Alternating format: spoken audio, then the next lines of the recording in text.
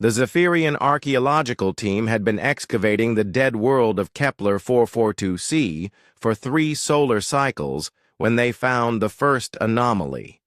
What began as routine mineral surveys had transformed into the most significant xenoarchaeological discovery. In galactic history, evidence of a lost human colony buried beneath 2 kilometers of volcanic ash and geological sediment. Commander Vexathari examined the crystalline data tablet through her bioscanner, her 4 eyes blinking in rapid succession, a sign of deep contemplation among her species. The human settlement predated known galactic records by nearly 500 years, suggesting this colony had been established during humanity's earliest expansion phase, long before first contact with the Galactic Federation. "The preservation is remarkable," whispered Dr. Keelvan, the team's xenobiologist, as he carefully extracted another artifact from the hardened ash. "Whatever destroyed this place happened so quickly that everything was flash fossilized in perfect condition." The team had uncovered residential structures, technological devices, and most intriguingly, extensive underground facilities that seemed far too advanced for the supposed time period. The humans of that era were believed to be primitive spacefarers, barely capable of interstellar travel, yet the technology embedded in these ruins suggested capabilities that rivaled current Federation standards. As they delved deeper into the excavation site, Vexathari noticed something that made her secondary heart skip a beat. The blast patterns in the rock formations weren't consistent with natural volcanic activity. The signature was artificial, controlled, and devastating. Something or someone had deliberately obliterated this colony from existence. "Commander!" called out Specialist Korthek from the communications array they'd been analyzing. "You need to see this. I've managed to partially decode their data storage systems." The holographic display flickered to life, revealing fragments of the colonists' final transmissions. The images were grainy and corrupted, but the terror in the human faces was unmistakable. They spoke in rapid, panicked voices about containment protocols and Project Prometheus, and something they called the Awakening. Dr. Keelvan's scanning equipment suddenly began emitting a sharp warning tone. His bio readings showed elevated stress indicators as he backed away from a particular section of the dig site. "Commander, I'm detecting unusual energy signatures 12 meters below our current position.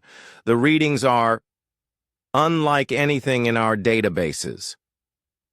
Against standard archaeological protocols, Vexathari ordered an immediate deep excavation. Her scientific curiosity had been replaced by something approaching dread. The humans hadn't just been destroyed, they had been eliminated with surgical precision to prevent something from escaping.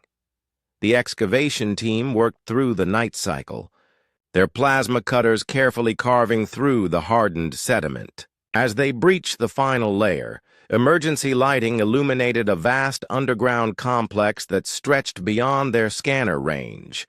The architecture was human, but it served a purpose that became horrifyingly clear as they ventured inside. Laboratory after laboratory lined the corridors, each one containing sophisticated genetic manipulation equipment, quantum computers, and containment cells designed to hold something that had clearly tested every restraint system the humans could devise. Scratches and burns marked the walls, evidence of violent struggles that had taken place in the facility's final hours. In the central laboratory, they found the colony's research logs. Dr. Keelvan's translation matrix worked overtime to decode the human language as the truth of Project Prometheus emerged. The colonists hadn't been simple settlers. They had been researchers, exiled from Earth for conducting experiments deemed too dangerous for human space. They had been attempting to weaponize human evolutionary potential, to create super soldiers capable of adapting to any environment, healing from any wound, and developing capabilities that would make humanity the dominant species in the galaxy. The project had succeeded beyond their wildest expectations, and that success had terrified them. The final log entry, recorded by the colony's lead scientist, revealed the scope of their horror. The enhanced humans had begun exhibiting abilities that defied known physics. They could manipulate matter at the molecular level, survive in vacuum. Without protection, and most disturbing of all, they could reproduce these abilities in others through direct contact. "They're not soldiers anymore," the scientist's voice crackled through the ancient speakers. "They're something else entirely. Something that makes humanity's natural stubbornness and adaptability look like child's play. We've created a species that could remake the galaxy in their image, and they're starting to see us as obstacles to their evolution." The recording cut to static, but security footage from the facility's final hours told the rest of the story. The enhanced humans had broken containment simultaneously across all testing areas. The colonists had barely managed to activate their orbital bombardment systems before being overrun. As the archaeological team processed this revelation, specialist Korthek made a discovery that changed everything.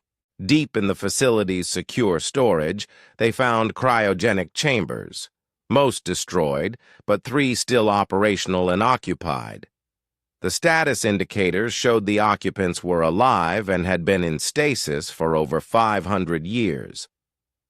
Vexathari stared at the peaceful faces visible through the frosted glass, knowing that behind those closed eyelids lay the future of galactic civilization.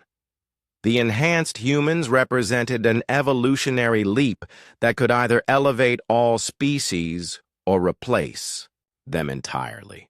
Her hand hovered over the emergency beacon that would summon a Federation fleet to contain the site.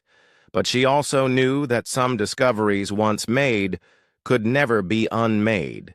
Humanity had already proven their remarkable ability to survive and adapt in ways that constantly surprised their galactic neighbors. These 3 sleeping figures represented the next step in that evolution, a step that the original colonists had died trying to prevent. As Vexathari made her decision, she couldn't shake the feeling that their excavation had done more than uncover the past. They had potentially awakened humanity's future.